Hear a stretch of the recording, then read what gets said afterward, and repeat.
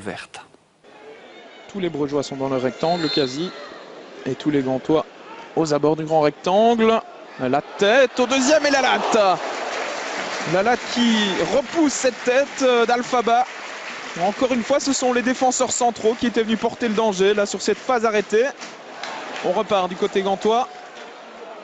Et on relance correctement dans les pieds d'El Ghanassi. Encore une fois, c'est très bien joué de la part d'El Ghanassi. Jorgensen, il a du champ pour frapper. La balle repoussée par Verbis dans les pieds de Koulibaly. Et le poteau qui vient à la rescousse des Brugeois. Ce n'est pas terminé.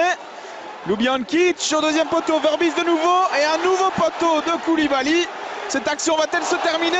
Eh bien oui, avec une frappe à côté de Yacine El Ghanassi. Eh bien une action complètement folle dans ce match. Après 18 minutes de jeu, 2 poteaux dans la même action. Et les Brugeois peuvent remercier la chance sur cette phase. On revoit la frappe de Jorgensen dans un premier temps. Poteau d'Elimane Koulibaly. Et puis ça va encore être un peu du flipper ici avec une balle repoussée par Verbis. Koulibaly qui manque vraiment de chance sur cette action mais qui aurait dû conclure d'aussi près. Alors le premier but tombera-t-il sur phase arrêtée? Premier corner pour le Cercle de Bruges. Déviation, deuxième poteau et Dominique Fowley qui se loupe et qui est surtout allé percuter le poteau sur cette action. Invariablement, c'est encore El Ghanassi qui donne ce coup de coin. Koulibaly, la tête, le sauvetage miraculeux de Verbis une deuxième fois. Et on dégage du côté de Neto. Et bien là, les Brugeois peuvent remercier leur gardien qui a encore fait des miracles sur cette action. On revoit la tête d'abord de Koulibaly. Et puis, c'est un peu chanceusement que Bram Verbis sort ce deuxième ballon. C'est toujours 0-0.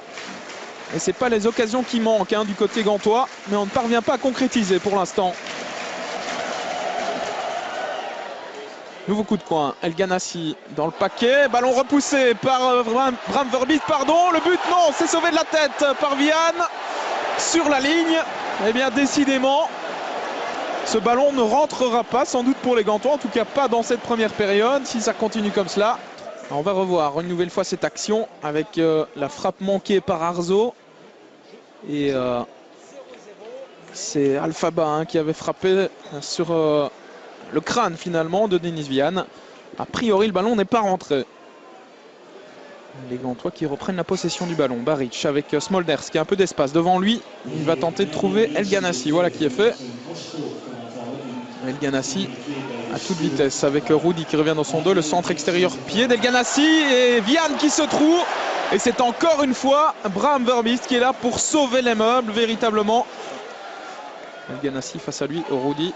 La passe en retrait d'El Ghanassi qui reste disponible pour Marco Soler. Retour avec le Diable Rouge. Attention, El Ghanassi, la frappe, ça ne passe pas loin, c'était bien tenté. Là, il tente, il ose, il provoque El Ghanassi. Il fait un bon match dans l'ensemble pour l'instant. Vaneno dans le rectangle. Face à lui, il y a Mario Baric.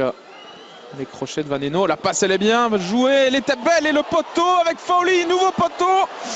Et c'est Rudy maintenant qui va peut-être pouvoir frapper, qui glisse une nouvelle fois. Et bien décidément, il devrait changer de pneu, le Portugais. Et décidément, dans ce but, on a des actions complètement folles. Un premier poteau, Fowley qui se jette, deuxième poteau pour sauver Frank Books. Et puis Rudy là qui ne parvient pas à frapper, qui glisse. Coup de coin d'El Ghanassi. Premier poteau avec la frappe de Nahayo et une nouvelle parade 5 étoiles véritablement de Bram Verbis. Ce gardien, il fait un début de championnat tonitruant véritablement. Ce n'est pas terminé pour les Gantois avec Souler. À l'entrée du rectangle, la frappe de Ljubijankić et nouvel arrêt de Bram Verbis. Eh bien, on va pouvoir lui ériger une statue du côté de Bruges dès cette première journée de championnat parce que le gardien du Cercle est véritablement en train de faire le match de sa vie aujourd'hui. Regardez cet arrêt du bout des doigts ou du bout du pied, encore une fois. Et Marco Soler qui perd le ballon au profit de Rudy qui est reparti dans ses dribbles. Alors, est-ce qu'il va tenir droit sur ses jambes cette fois-ci? Oui. Rudy, la passe elle est magnifique. Christophe Dan pour le premier but, il est accroché.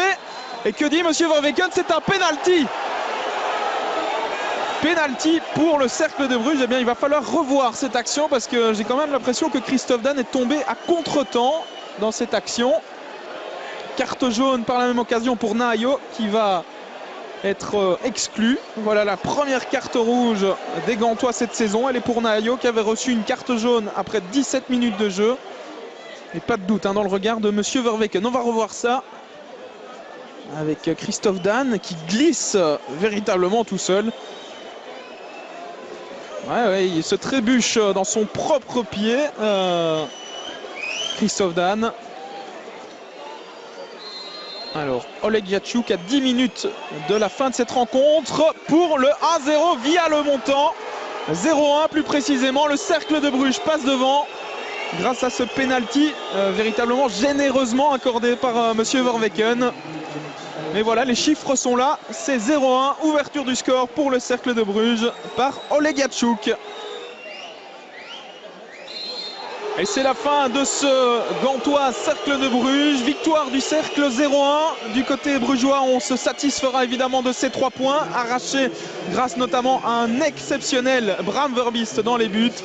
Du côté de la Gantoise, on va sûrement pester sur ce penalty qui va encore faire couler beaucoup d'encre.